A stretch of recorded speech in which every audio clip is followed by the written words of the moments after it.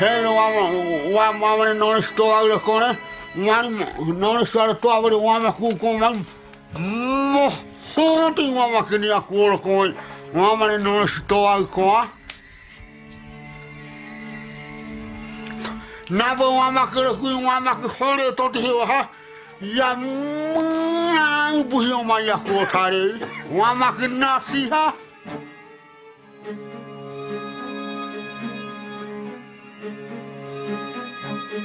Antropólogo llama papui mi heite, mama ku kontaumi, mama ke estudiando mo hotel taumi heja.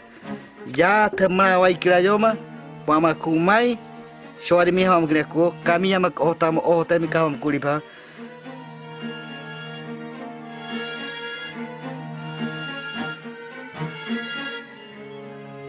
The more you accomplish, the more jealousy you inspire.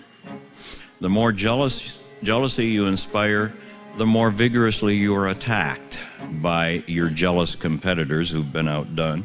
And this tends to be stronger in a discipline like anthropology whereas there's absolutely no agreement about anything. They not only don't have standards of proof, they don't even want to agree on whether there's a real world or not. So given the lack of any real standards for settling issues, the attacks become more vigorous.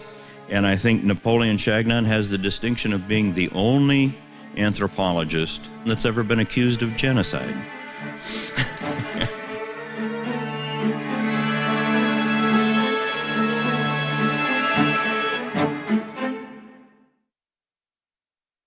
Les Indiens qu'on appelle communément Waika se nomment dans leur langue Yanomami. La densité de la forêt, l'humidité, les serpents, les moustiques les ont tenus à l'abri de tout contact avec ce qu'il est convenu d'appeler la civilisation. Leur société obéit à des règles qui lui sont propres. Leur culture est parfaitement vierge de toute influence extérieure.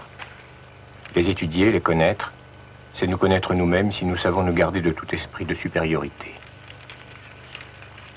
Les seuls matériaux dont ils disposent leur sont fournis par la forêt. Le bois, les lianes, les feuilles, les os et les dents des animaux et des poissons. Toute leur technologie en découle. Pas de classe sociale, pas de chef, pas de dieu, pas d'argent. The Yanomami are relatively unique in the modern world because they are one of the few tribes remaining that lived in the kinds of conditions that our ancestors lived in, without a nation state to constrain and interdict their political behavior.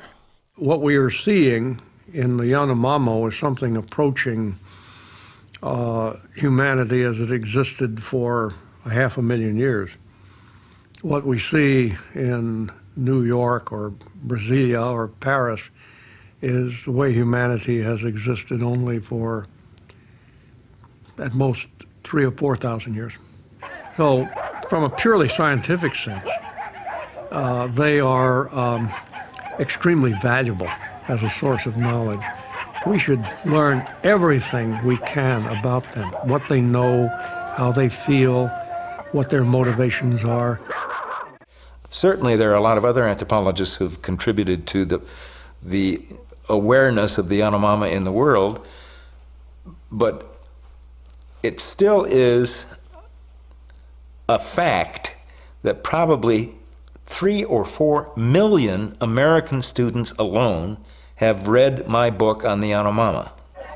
And they became famous largely through my publications and through the films that I made with Timothy Ash.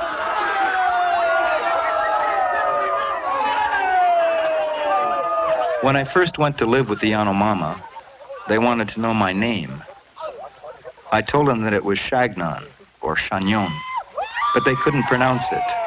It sounded to them like their name for a pesky bee, Shanki, and that is what they decided to call me. To the Yanomami, I am the man called Bee. By then, a lot of survival groups, conservation groups, were beginning to learn more about the Yanomami, and they all wanted to have the Yanomami in their portfolio because everybody is looking for the most desirable product to sell. Even among rock stars like Sting, they all want a part of the action and be associated with the Yanomami now that they have become famous. Unlike our civilization, which uses natural resources with little or no thought for the future, the Yanomami are perfectly adapted to the place in which they live. Undisturbed, their way of life could survive for another 20,000 years and more.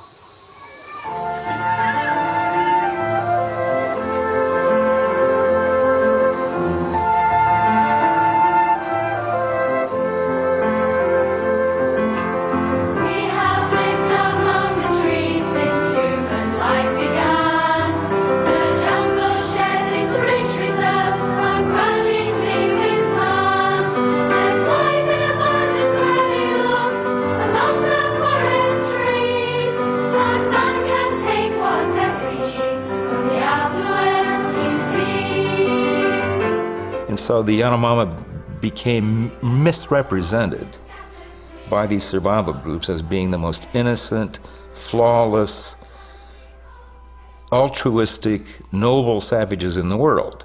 And in a sense, I think that that's kind of racist. They seem to assume that no people are worthy of our support and our sympathy unless these people are pure as the wind-blown snow.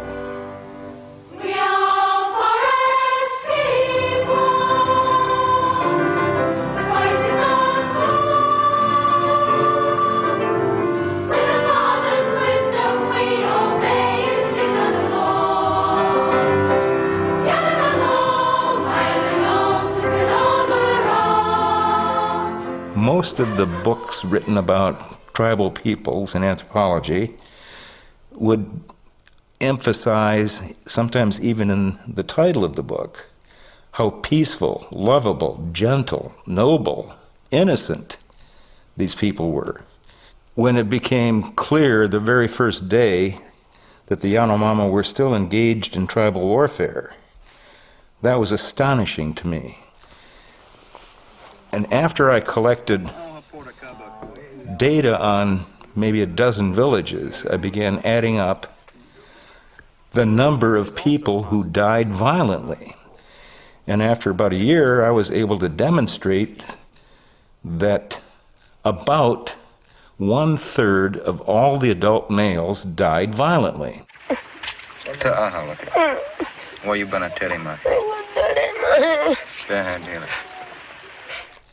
Now that's a very high fraction of the adult male population. Furthermore, I also then discovered that approximately 40% of all men aged 25 and older participated in the killing of at least one other person. So when 40% of the population has committed a homicide, you're not talking about a peaceful tribe. The Yanomami have evolved a complex system of controlled violence within which they can legitimately express their ferocity. These men are emotionally wrought because the headman of their village was killed by raiders. Intoxicated on drugs, they are compelled by their headmen to fight with each other.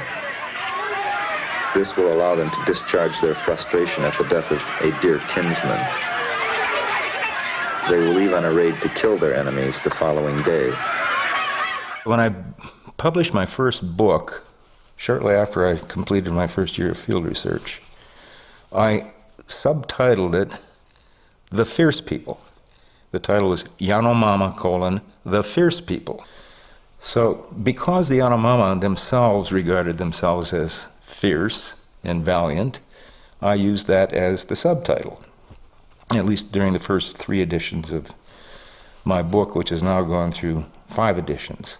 I read Chagnon's book in the 60s, a child of the 60s, if you will, in which I thought, wow, isn't this exciting? Look at the way he outwitted them. It was like Indiana Jones of today. And I thought, wow, this will really excite them. In those days, we had to do films rather than all this newer technology. And so I was rewinding the film after it was over, and a student came up to me. I said, wasn't that a fantastic movie? And he said, no. And looking, I said, what was wrong with it? He said, you taught us to really appreciate others in their own context and appreciate them. These people came out looking like disgusting savages. Dedehe offered to kill by sorcery any enemy Lelebawa chose to specify. Lelebawa asked him to send Hekura to destroy the souls of children in the distant village of Mahikodoteri. I thought about it. I acknowledged it was the one with the green slime coming down their noses, and I never used it again.